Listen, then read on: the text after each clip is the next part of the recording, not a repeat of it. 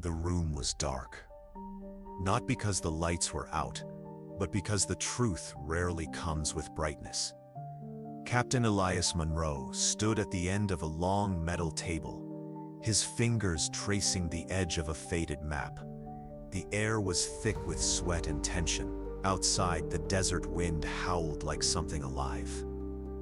Across from him sat 6 men, tired, dirty, focused. And at his feet, a dog. He wasn't just a dog, really. Not to them. He had no name, only a number burned into the underside of his collar, 713. A Belgian Malinois, sharp, quiet, trained for silence and survival. They called him Ghost because he moved like one, because he never barked, because the enemy never saw him coming. Elias unfolded the orders.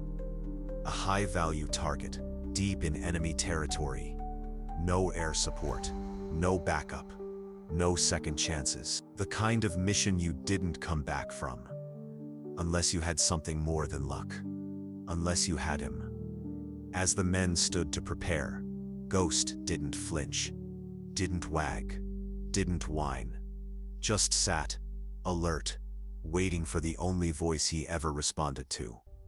"Let's go, boy," Elias said, and in that moment, without a sound, 713 stood and followed him into the dark.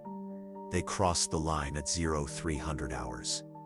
No headlights, no comms, only the distant hum of sand under worn tires and a silence heavy enough to crush the lungs. Captain Elias Monroe sat in the front seat of the transport, rifle across his lap, eyes like steel. The desert stretched endlessly around them, dead, dry, indifferent. It was the kind of place where noise didn't echo, it disappeared. In the back, Ghost stood alert, not sitting, not lying down, standing, perfectly balanced. His breathing matched the rhythm of the road. Sharp inhale, silent exhale. Not a pet, not a mascot. He was a weapon with a heartbeat. The others in the unit watched him, the way you'd watch a loaded grenade. Not with fear, but with respect. Private Torres leaned in toward Sergeant Blake. "How does he do it?" he whispered. "I mean, he's just a dog." Blake didn't look away from the window. "That dog has more confirmed warnings than half this unit has confirmed kills." No one spoke after that. The vehicle rolled to a halt 2 miles from the drop point. Moonlight spilled across the sand like spilled milk, pure and cold. Elias stepped out first, boots pressing into the dirt like ink on a forgotten page. He raised his hand in a signal. Ghost moved. No sound, just a flash of muscle and intent. Nose to ground, body low, eyes scanning everything and nothing all at once. Minutes passed. Then a stillness settled over him. He turned back, ears perked. One twitch. Elias read it like a headline. Clear. The team advanced, one by one, like shadows peeling off a wall. Their breaths shallow, their nerves tight. The mission was simple on paper. Locate the safe house, secure the HVT, extract without being detected. But nothing in this desert ever stayed simple. Not the terrain, not the rules, not the dogs. Because what none of them knew, not even Elias, was that this mission would never reach the extraction point. That somewhere out there, in the bones of a burned-out village, was the beginning of the end. And that dog tag 713 was about to be tested in ways no one had trained for. They saw the smoke before they saw the ruins, thin like a ghost trying to rise from the sand. It drifted toward the stars, silent, shameful, almost forgotten. Elias raised his fist. The unit froze. "Visual up ahead," he whispered into his throat mic. "Looks like a village, or what's left of one." Ghost moved forward without command. His paws sunk into the ash like he'd walked this path before. Each step was careful, measured, like he didn't want to disturb the dead. The village had no name. At least not anymore. What remained were fractured walls, burned doors still hanging from hinges, and clothes that had once been alive now waving like flags of surrender. Private Dawson broke the silence. Jesus. Elias didn't respond. He was scanning corners, rooftops, shadows. But Ghost stopped. He stood at the edge of a charred doorway. Nose high, tail still, body rigid. Elias approached, rifle up.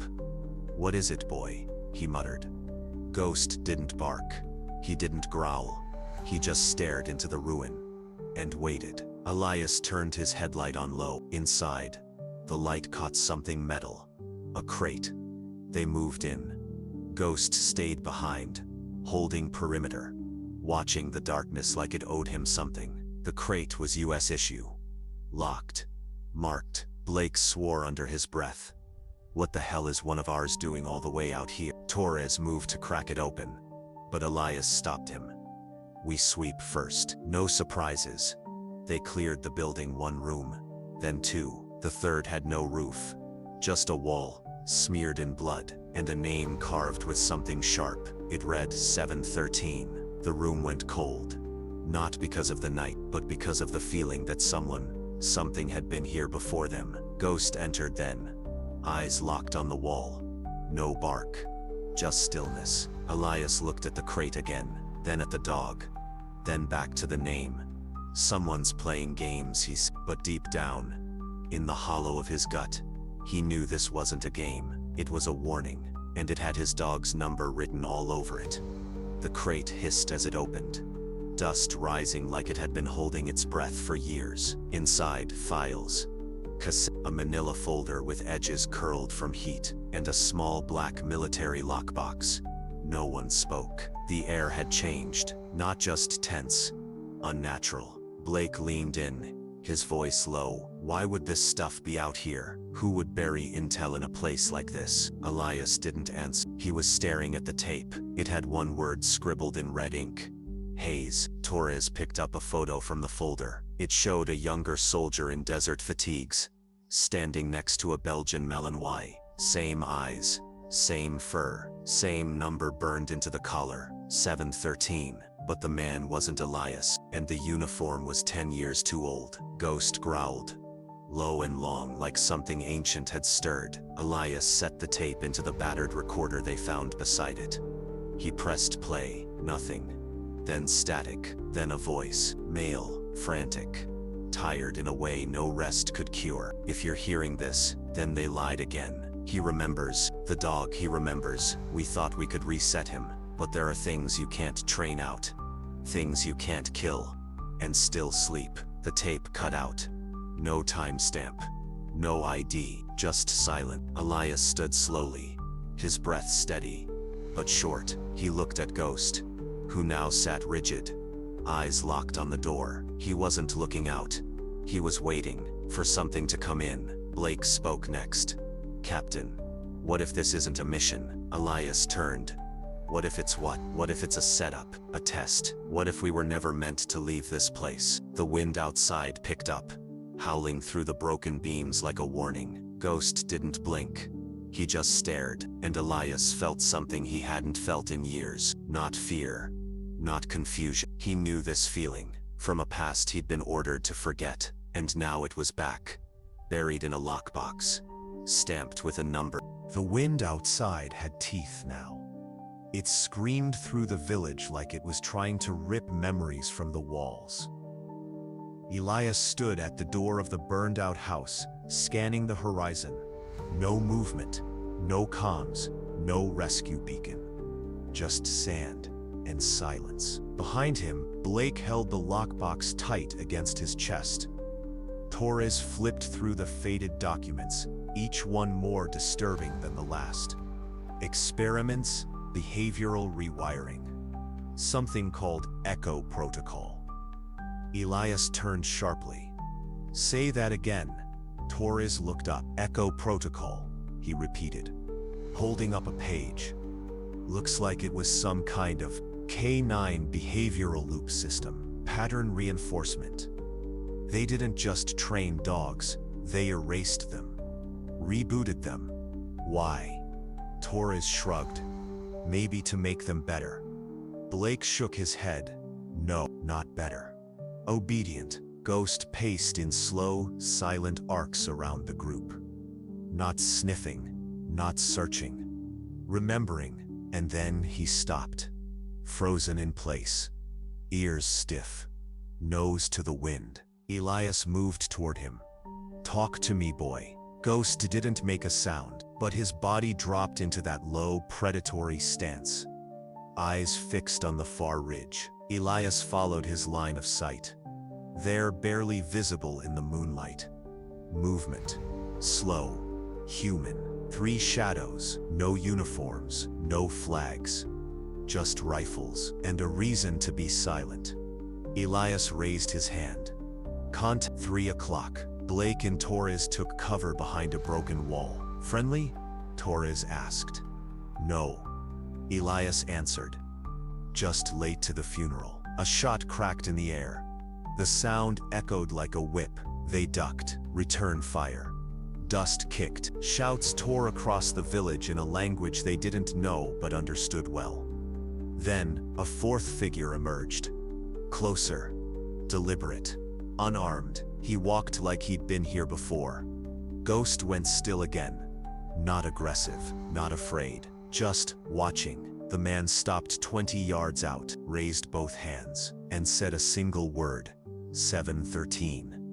The wind died. The team froze. Ghost didn't move. Elias stepped forward. Rifle up. "Who are you?" The man smiled. Not friendly. Not threatening. Just knowing. "I'm the reason your dog doesn't sleep." The man didn't flinch as rifles locked onto him. Didn't blink. Didn't ask for mercy. He just stared at Ghost. Still standing. He muttered, "I'll be damned." Elias took 2 steps forward. Voice sharp.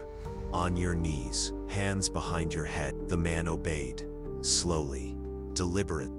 But his eyes never left the dog. Torres moved in to restrain him. Zip tie tight and fast. Elias knelt beside him. "You're going to explain, right now." The man chuckled. "Which part? The dog, the mission, or the fact that you were never meant make it this far?" Ghost stepped closer. Not growling, just watching, like he knew this face, not from training, but from something older. Deeper. The man nodded toward him. "You think you've trained him, Captain? Taught him loyalty, obedient tricks?" He leaned forward.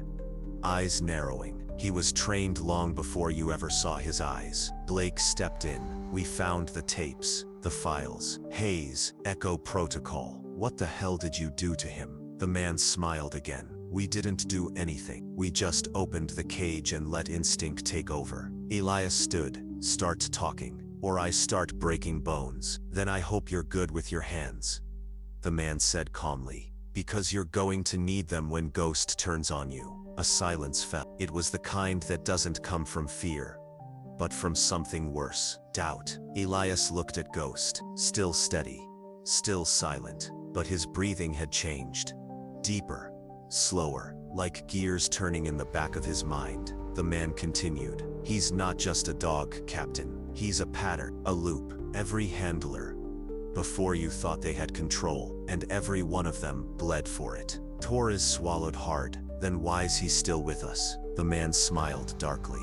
"Because he hasn't been triggered yet." A long pause, then a voice crackled over the radio. "Command to Alpha. We've lost contact with Bravo team. Last ping, same coordinates as you. Confirm status." Elias didn't answer. He stared at Ghost, and for the first time since this mission began, he wasn't sure who was protecting whom.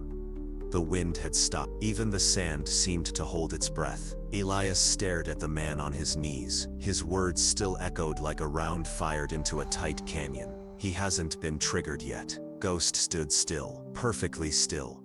Not blinking, not panting, just locked like a statue with a pulse. Elias looked down at the lockbox again. The files, the tape marked Hayes, the word Echo Protocol scribbled on more than one document. It wasn't just about obedience, it was about conditioning, memory loops, neural imprinting. Ghost hadn't forgotten anything. He had just been waiting. Blake stepped up beside Elias. "We need to move," he said. "Whatever Bravo team walked into, it's coming our way." Torres was already packing up the documents. "What about him?" he asked, nodding toward the man in restraints. Elias looked at Go. The dog hadn't taken his eyes off the man once. "He comes with us," Elias said. "He's our key." They moved quickly through the ruins, across the edge of the ridge. As they walked, the man spoke again. "You ever wonder why he doesn't bark? Why he doesn't sleep much? Why he doesn't wag?" Elias didn't answer. The man laughed quietly. They taught him not to love, only to obey. But the thing they couldn't erase was memory. They reached a cave tucked into the base of the ridge. Cover.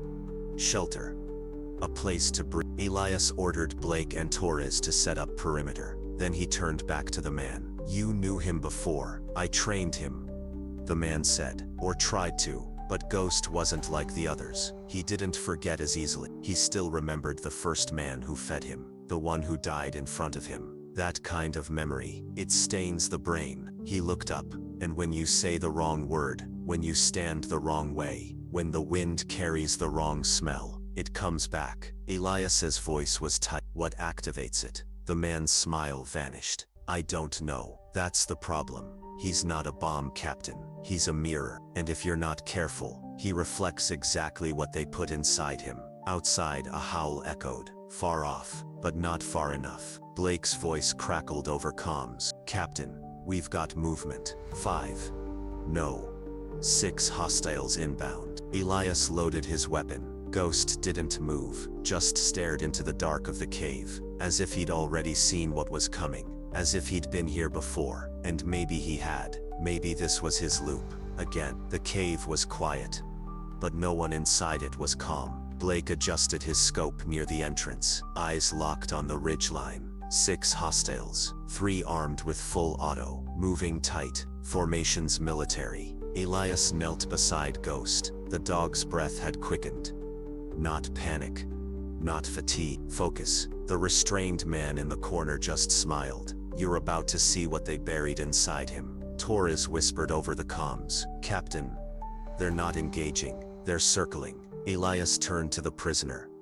"What do they want?" "They want what Ghost remembers," the man said, "and what he was programmed to forget." A single shot rang out, clean, close, then static. Blake's comm went dead. Elias grabbed his rifle and rushed to the entrance. Outside, no sign of Blake, just his gear rifle on the ground. Scope shattered. Footsteps echoed behind him. Ghost, but not walking, stalking, his frame low, muscles coiled, eyes scanning the shadows with surgical precision. He stopped, turned his head, and growled. Not a warning, not fear, recognition. Elias raised his rifle. "Talk to me, Ghost. What do you see?" But Ghost wasn't looking into the cave. He was looking at Elias, and something in his posture shifted. Not aggressive, not submissive. Just different. Torres approached cautiously. "Captain." Elias didn't blink. He knew this feeling. He'd seen it once before, in Kandahar, in a hallway filled with fire, when 713 had frozen, then lunged.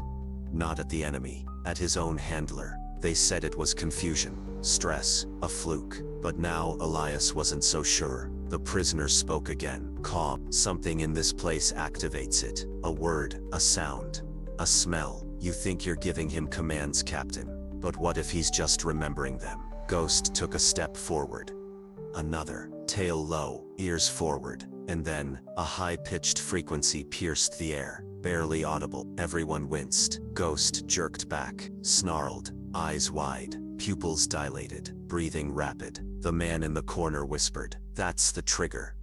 The sound was gone, but its ghost still lingered in the air. Ghost stood frozen, one paw lifted, as if caught between orders from 2 different timelines. Muscles tight, mouth open, saliva at the corners. But those amber eyes, they weren't looking at Elias anymore. They were looking through him. Elias stepped back slowly. "Ghost," he said softly. But the dog didn't move, didn't blink, didn't breathe. The man in the corner grinned. "He's accessing memory now, not obedience." Torres raised his weapon, voice trembling. "Captain, something's wrong." Elias didn't flinch. No, something's been wrong since this mission started. Ghost head turned sharply toward Torres. A growl began.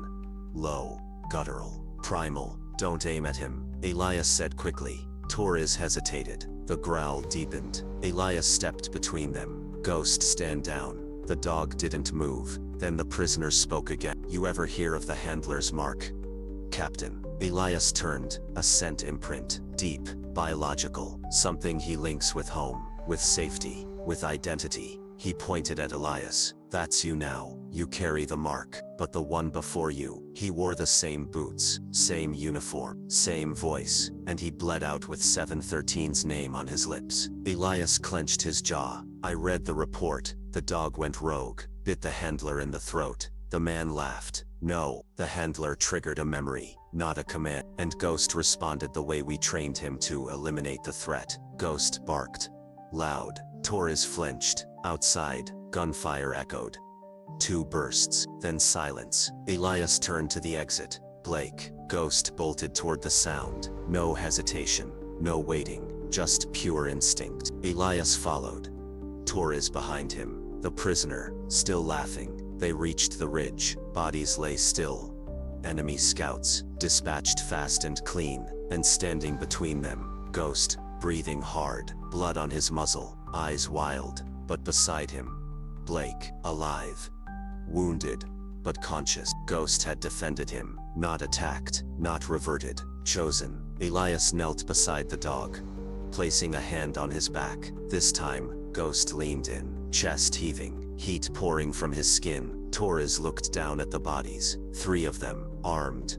Close-range kills. Elias looked at Ghost again. He didn't go rogue. He went back. Torres frowned. Back where? Elias stood, to whatever made him who he is. And the worst part, they weren't done yet. Because ahead, just over the next ridge, was the place where Ghost was born. Not in blood, but in silence, and steel, and command lines burned into the mind. The map didn't show it. No coordinates, no structures, no history. But Ghost knew. He stopped at the ridge's edge, and stared down into a gash in the desert, like the earth itself had tried to forget. What lay beneath was not a base, not a shelter. It was something far colder. Concrete, barbed wire, old satellite dishes tilted like broken bones. Facility 17, the place the military didn't talk about. The place even its creators disowned. Elias, Torres and Blake stood behind Ghost, looking down in silence. The prisoner,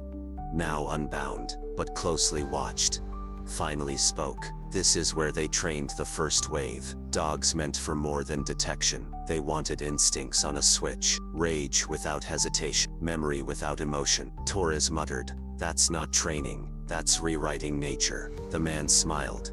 "No, it's refining it." Elias checked the perimeter through his scope. No visible patrols. Place looks abandoned. But Ghost didn't move. His ears twitched. His tail lowered. And then he walked.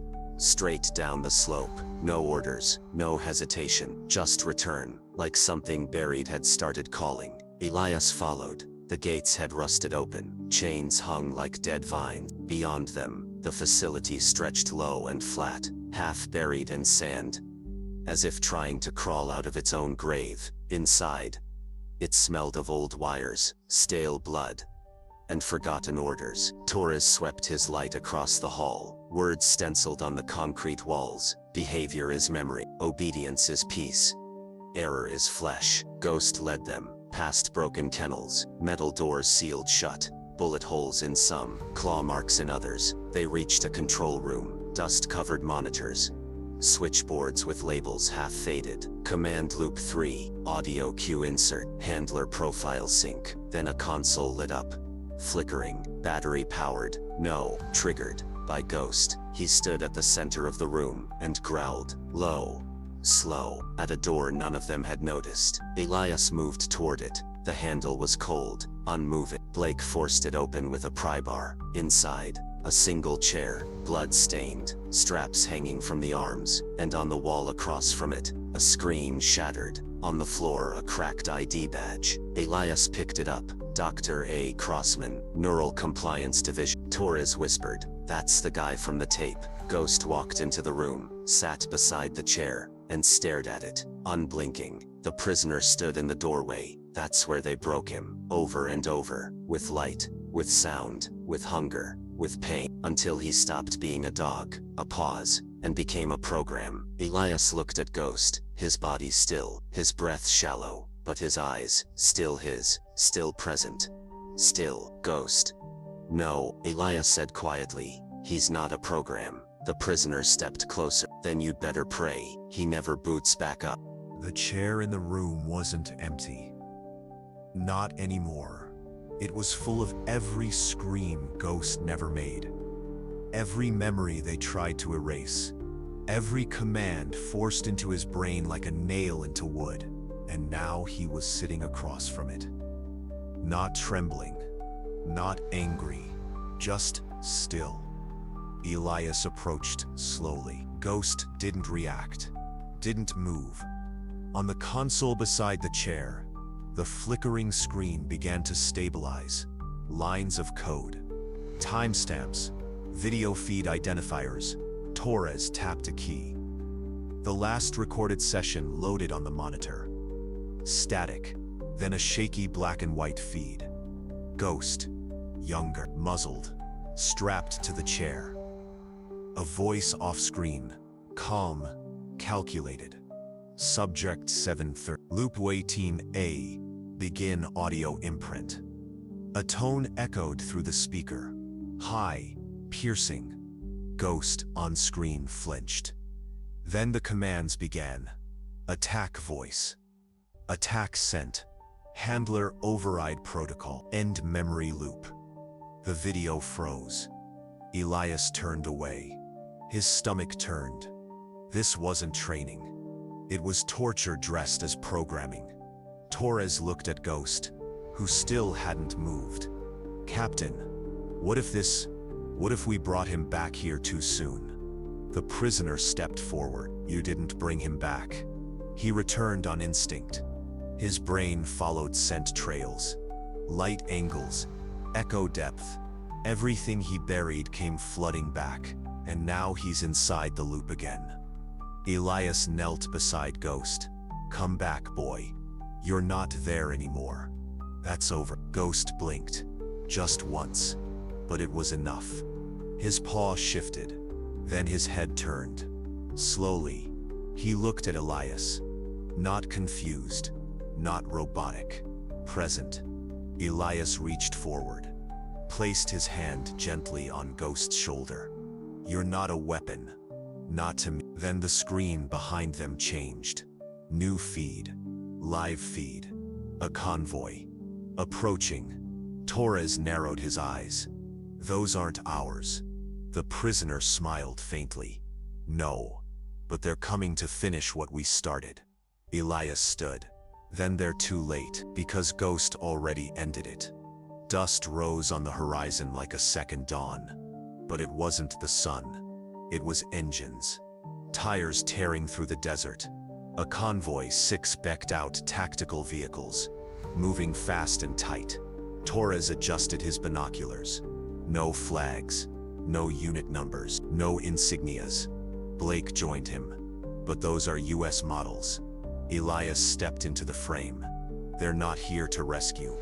They're here to erase. The prisoner, calm, almost proud, nodded. We weren't supposed to talk about Facility 17. No reports. No survivors. Just a ghost story that never made it out of command briefing. He looked at Ghost, who stood silent in the entrance of the bunker. And yet, here he is.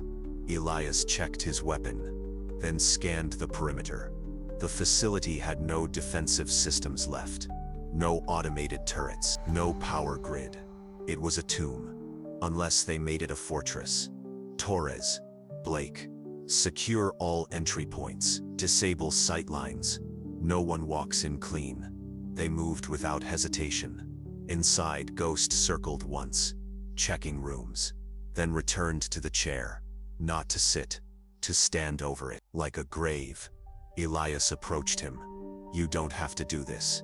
You're free. Ghost looked up. His eyes met Elias's. Something passed between them. Not words, not commands. Understanding. Because Ghost wasn't staying to surrender. He was staying to finish it. Above ground, the convoy stopped. Doors opened. Boots hit sand. Weapons loaded. Black visors. Silent orders. The kind of team that left no reports. Inside the facility, Blake triggered a controlled cave-in in Corridor C. Choke point created. Torres set an ambush in the vent shaft. Then came the first breach. Grenade. Flash. Shouts.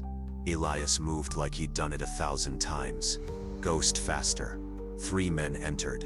Only one made it out. Crawling. Bleeding. Ghost didn't bark. Didn't growl. He moved like memory. Like the parts of war that nightmares are made of. But now, he wasn't on a leash. He was home. By the time the 4th wave came in, the facility was fire and smoke. Elias dragged Blake from a fallen beam. "Where's Torres?" West Wing. He held the line. Another explosion. And then, silence. But not outside, because outside only one vehicle remained. And inside it, a voice, crackling on an encrypted channel. Listening, watching, then saying 3 words that weren't a call sign. "Activate handler override." Ghost froze. Elias felt it. In the way the air shifted, in the way the silence fell heavier than it should. He turned, and Ghost wasn't looking at the enemy anymore. He was looking at him. The air between them changed. Not cold, not warm, just empty. Ghost eyes locked onto Elias. But this wasn't confusion. It was calculation, recognition, protocol. Elias took a slow breath. Ghost. The name hung in the air like a question. The dog's body was still. Not aggressive. Not tense. Just ready. Like something deep inside him had flicked back to default. Like he wasn't here anymore, but in a memory. Behind Elias, Blake stood with his rifle halfway raised. "Captain, don't," Elias said sharply. "Do not point that at him." Blake froze. "But he's looking at you like you're the mission." Torres limped in from the West Wing, bleeding, coughing smoke. "What the hell's happening?" Elias didn't answer. Ghost stepped forward. One paw. Then, another. His breathing had slowed to that shallow mechanical rhythm. Elias now understood too well. The same one from the tape.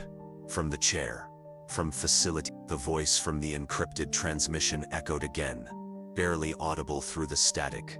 "Handler override. Sequence. Red Echo 3. Ghost's posture shifted. Eyes narrowed. Head tilted.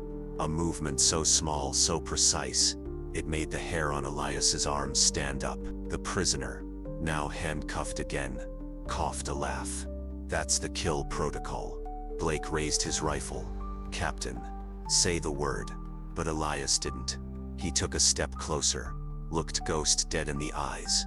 "You remember me," he said softly. "Not from orders, not from code, from that day." Ghost's ears flicked. Subtle. "Afghanistan. Abandoned checkpoint. 5 hostiles. No radio. Just you and me." A pause. "And you chose me. Not the mission. Not the training. Me." Ghost blinked. Just once. Then again. The low growl in his throat faded. Blake exhaled. "He's fighting it." The voice on the transmission grew louder, angrier. "Override. Not accepted. Repeat. Red Echo 3. And then, Ghost barked. One time. Loud. Sharp. Clear. He turned away from Elias. Snarled toward the exit tunnel, muscles shifting back into combat posture. Not at his team, but at the one sending the signal. Elias whispered. Stunned. He broke it. The prisoner's eyes widened. "That's not possible." Ghost turned his head back, just enough for Elias to see his eyes. Alive. Awake. And then he ran. Not from them. For them. Toward the last vehicle. Toward the signal. Toward the source of every command that had ever tried to own him. And this time, he wasn't obeying. He was hunting. The final vehicle sat idle at the edge of the facility. Engines off. Tires still warm. Inside, a command unit. Laptops. signal amplifiers, tactical uplinks, and in the center, a man in a dark suit with a headset, watching blinking data feeds like they were stock prices. He didn't hear Ghost approach, not until the van's door slammed open, and the cold muzzle of 713 stared him down. No bark, no growl, just that stare. The man froze. "You're not supposed to be capable of this." Ghost took one slow step forward.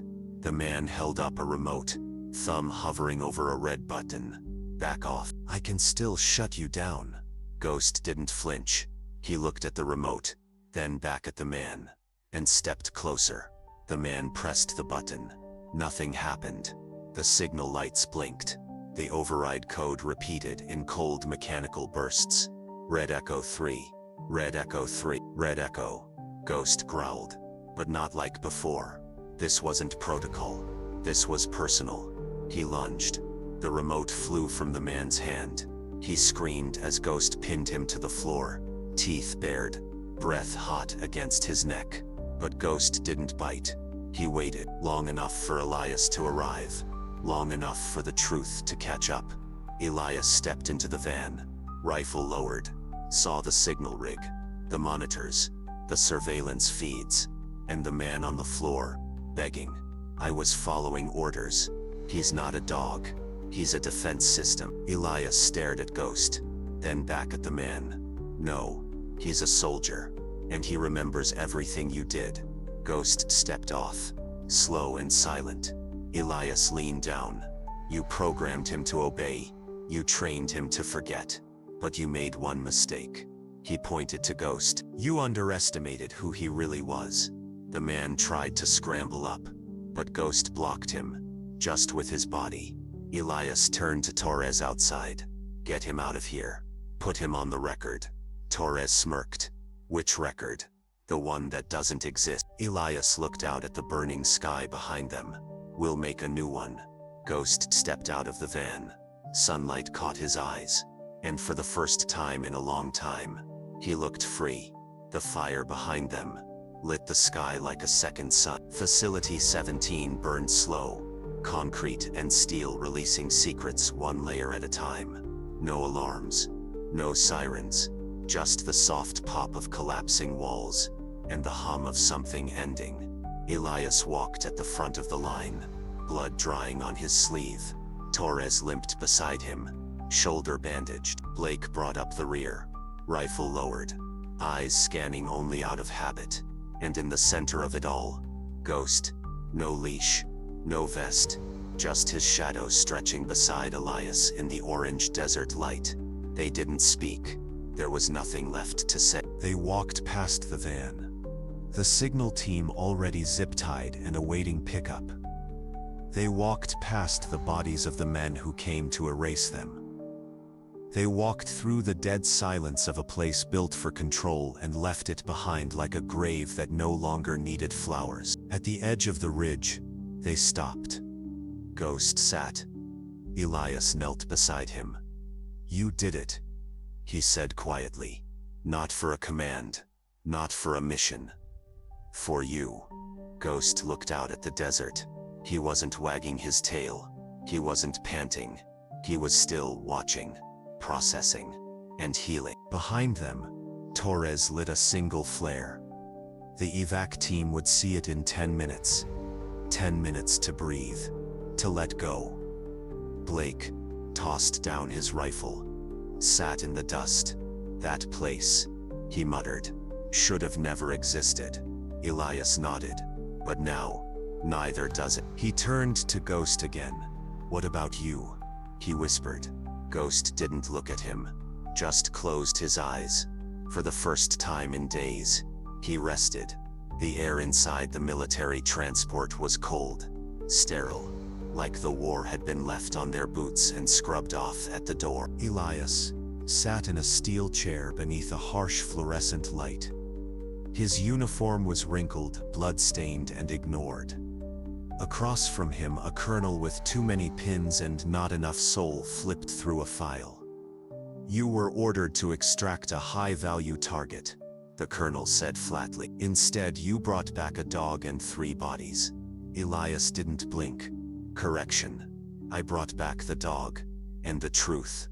The colonel tossed a photo onto the table.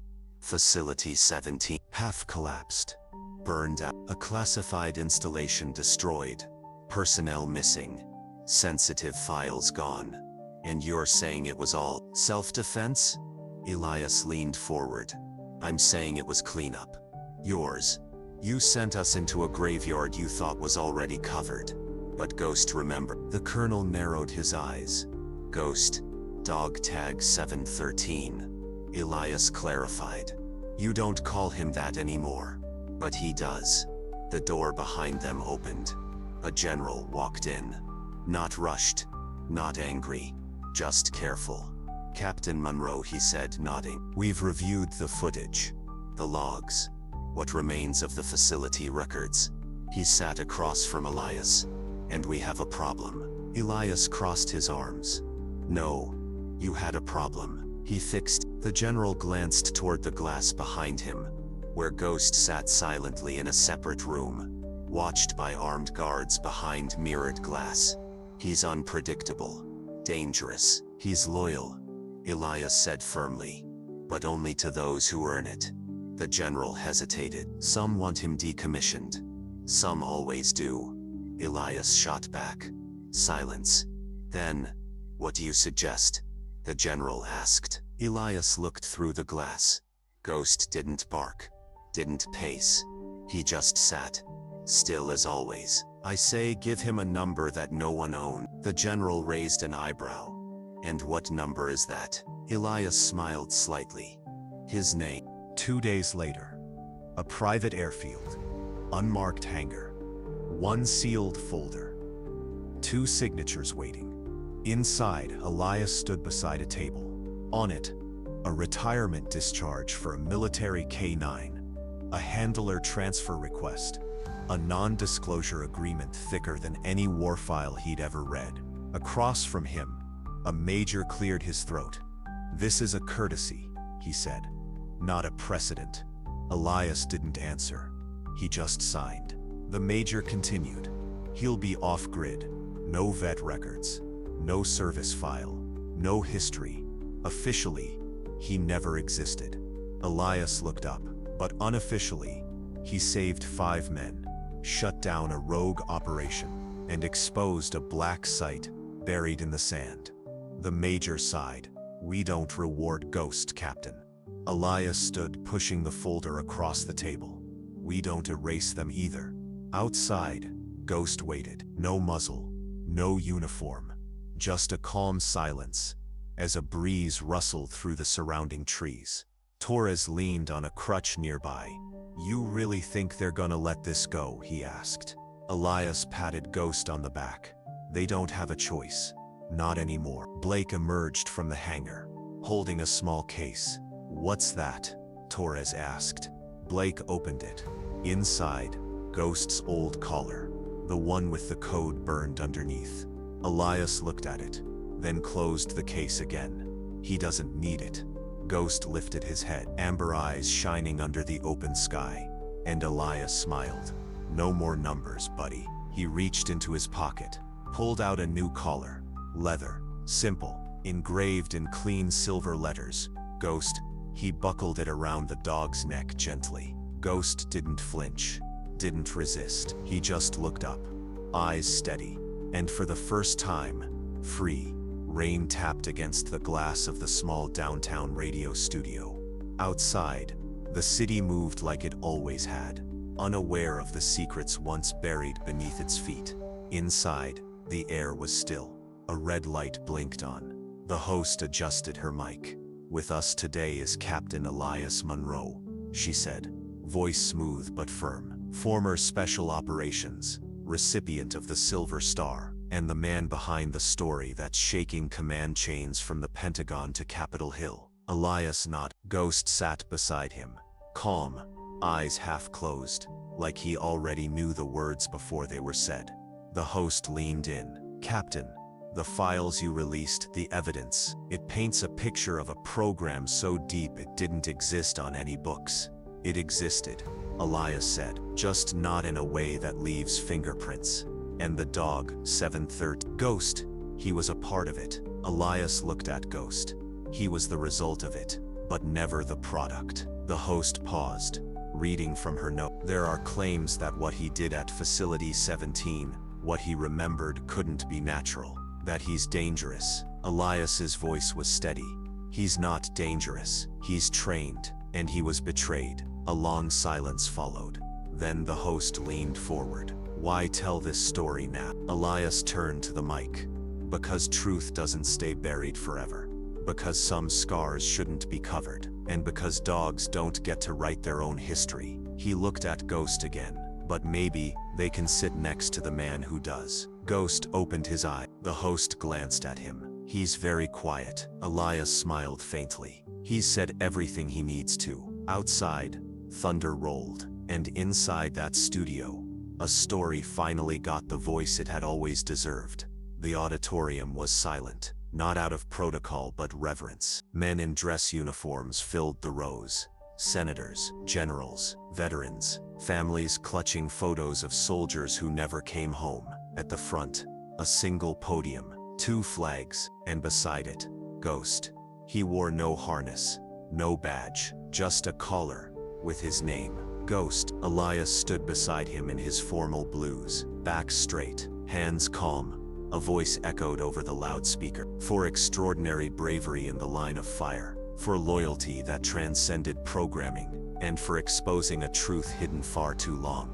This commendation is awarded post-operationally to Dog Tag 713, codenamed Ghost. The crowd rose, not a dry eye among them, not a wisp, just the sound of metals clinking, and 100 hearts trying to beat at once. A general stepped forward with a velvet box, opened it. Inside, a custom medal, silver and black, shaped like a paw print overlaying the U.S. insignia. He bent down, not out of pity, but respect, and pinned the medal to Ghost's collar. The dog didn't react. No bark, no tail wag, just stillness, as if he understood the weight of the moment. Elias looked down at him. You earned it, buddy. Every step. Ghost glanced up, brief eye contact, and that was all the thanks Elias needed. The room erupted in applause, but Ghost didn't look at them. He looked at the empty chair in the first row, the one saved for a fallen handler, the one with a faded photo of a younger man and a puppy who would one day become a ghost, and maybe in his own way. He remembered for both of them. It was spring. The air was warm, but not heavy. The skies stretched wide above the rolling hills, clouds moving like memories without pain. Somewhere, far from cities and command centers, a small fenced pasture opened into open land. There were no cameras, no reporters, just a field, and in it, Ghost. No longer a number, no longer a weapon. He ran, not fast, not trained, not silent. He ran like a dog who finally had nowhere to be but here. Elias sat on the porch of a quiet cabin nearby, coffee in one hand, old collar in the other, the one that once burned, worn, cold. He looked at it for a long time, then dropped it into the fire pit beside him. Ghost chased a butterfly through tall grass, stopped, watched it flutter, then rolled onto his back and looked up at the sky. No alarms, no commands. No mission, just wind and breath and peace. Torres arrived in a pickup truck, waving as he got out. Is he always this quiet? He asked. Elias smiled. He talks when he needs to. They watched Ghost sit atop a small hill. The sun hit his fur just right. His ears perked. His eyes saw. He's not the same dog from the desert, Torres said. Elias shook his head. No, he's not a ghost anymore. He stood, whistled. Ghost looked up, tail wagging just once, and came running.